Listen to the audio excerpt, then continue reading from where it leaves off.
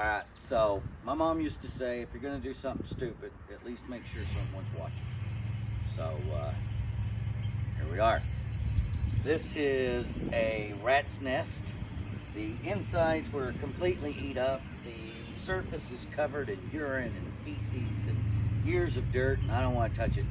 So, I'm going to pressure wash it and see what the hell happens.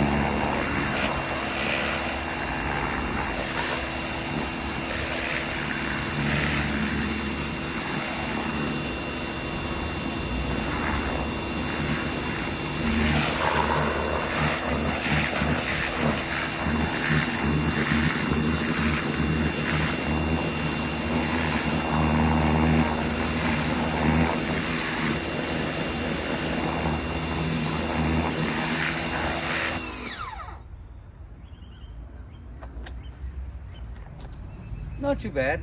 We lost some paint. Now I'm gonna bet that was pretty painful for some of y'all to watch. But you've got to know this is never getting saved.